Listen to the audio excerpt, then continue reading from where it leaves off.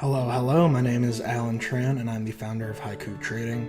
Today I'm just making an educational video on what is a reverse split.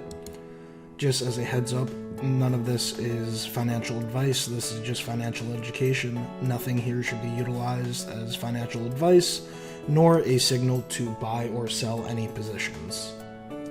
And as always, don't forget to like this video and subscribe.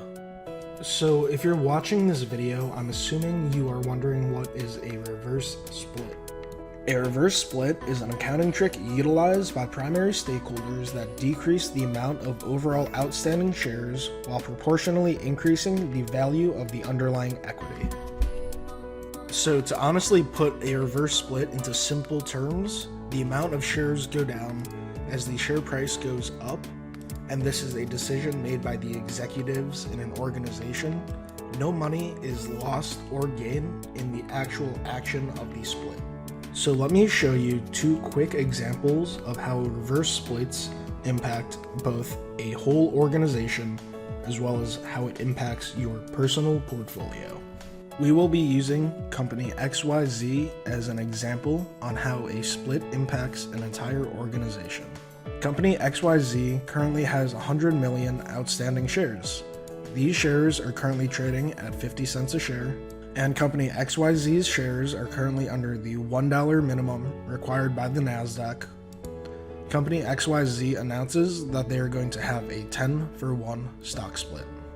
Companyxyz has 100 million outstanding shares at 50 cents a share. This means that the market cap for XYZ is $50 million.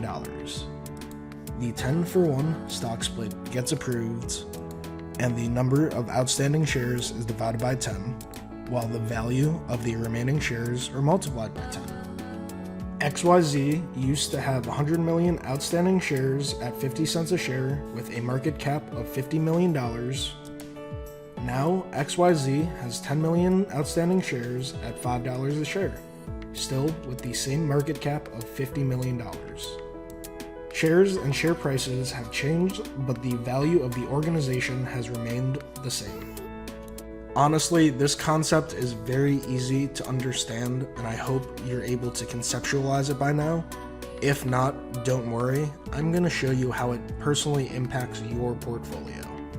So you decide on purchasing 100 shares of XYZ for $1 a share. XYZ drops to 50 cents a share. You're down 50% on your position. XYZ announces that they are going to offer a 10-to-1 reverse split. Being confused, you click on this video. So XYZ's 10-to-1 reverse split gets approved. You have 100 shares with a 50-cent value prior to the merge, and now you will own 10 shares of XYZ at $5 a share. The price you paid for each share is $1, and now each share is priced at $5. So, you should be up a bunch of money, right? You're actually wrong.